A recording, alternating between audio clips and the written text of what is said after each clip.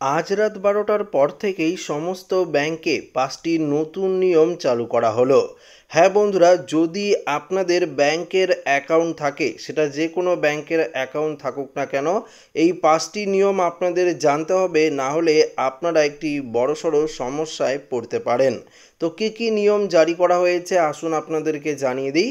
তো এই মুহূর্তে আপনারা দেখতে পাচ্ছেন এসবিআই, পিএনবি, আইসিআইসি থেকে শুরু করে এইচডিএফসি ব্যাংক গ্রাহকদের জন্য নতুন নিয়ম জারি করা হয়েছে রিজার্ভ ব্যাংকের তরফ থেকে, যা আপনাদের প্রত্যেককে জানতে হবে, না হলে আপনারা অবশ্যই একটি সমস্যায় পড়তে পারেন।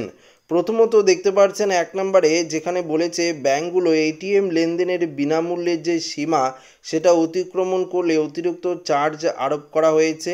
এসবিআই গ্রাহকরা নিজস্ব এটিএম থেকে মাসে 6বারের বেশি টাকা তুলে প্রতি লেনদেনে 10 টাকা, অন্য ব্যাংকের এটিএম থেকে 3বারের বেশি তুললে 20 টাকা চার্জ কিন্তু দিতে হবে।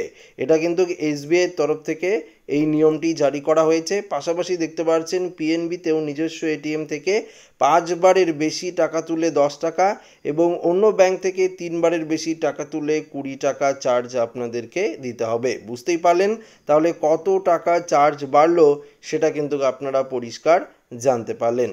দ্বিতীয়ত দেখতে পাচ্ছেন যে এখানে ডেবিট কার্ড নিয়েও নতুন চার্জ কাঠামো চালু হয়েছে। এসবিআইতে কিছু কার্ডে যোগদান ফ্রি 300 টাকা পর্যন্ত, বার্ষিক ফ্রি 225 থেকে 350 টাকা এবং প্রতিস্থাপন ফ্রি 300 টাকা। পিএনবিতে যোগদান ফ্রি 250 টাকা, বার্ষিক ফি 500 টাকা এবং প্রতিস্থাপন ফ্রি 150 টাকা। এইচডিএফসিতেও যোগদান ও বার্ষিক ফ্রি 250 থেকে 750 টাকা, প্রতিস্থাপন ফ্রি করা হয়েছে 200 টাকা। আইসিআইসিতেও যোগদান ফ্রি সর্বোচ্চ 1999 টাকা, বার্ষিক ফ্রি 99 থেকে 1499 টাকা। অর্থাৎ পিন রিজেনারেশনের জন্য সব ব্যাংকেই 50 টাকা কিন্তু চার্জ নেয়। বুঝতেই পারলেন যে বেশ কিছু চার্জে কিন্তু পরিবর্তন করা হচ্ছে, তখন আপনারা বুঝতেই পারবেন না যে ঠিক কী কারণে আপনাদের ব্যাংক থেকে টাকা কেটে নিল।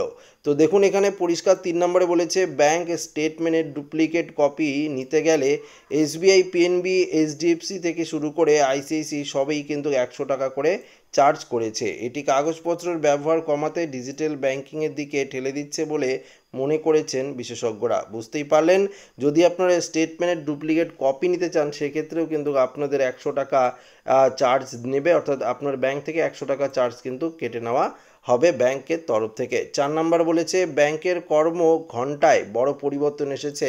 এখন থেকে সপ্তাহে 5 দিন খোলা থাকবে, শনি ও রবিবার ছুটি। এটি কর্মীদের জন্য ভালো, কিন্তু গ্রাহকদের সময় মতো কাজ ছাড়তে হবে বলে এসবিআইয়ের এক শাখা ব্যবস্থাপক বলেছে।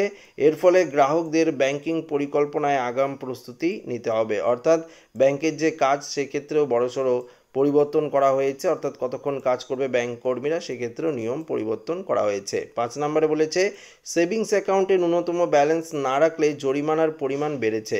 সেটা আপনারা প্রত্যেকেই জানেন যে কত টাকা করে জরিমানা হবে, সেটা কিন্তু আপনারা জানেন না, কিন্তু জরিমানা যে আরোপ করবে ব্যাংক কর্তৃপক্ষ সেটা আপনাদের আগেই আমি জানিয়ে দিয়েছিলাম। তবে দেখুন কত টাকা করে কাটবে। এসবিআইতে এখন কোনো চার্জ নেই, যা গ্রাহকদের জন্য স্বস্তির। পিএনবিতে ত্রৈমাসিক গড় ব্যালেন্স কম হলে 400 থেকে 600 টাকা জরিমানা হবে।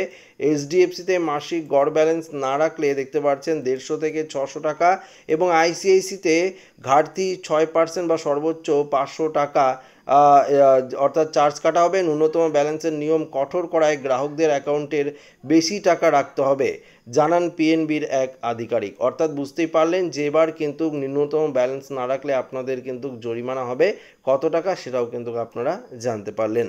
তো আশা করি আপনারা বুঝতেই পারলেন ব্যাংকের তরফ থেকে কী কী পরিবর্তন করা হয়েছে।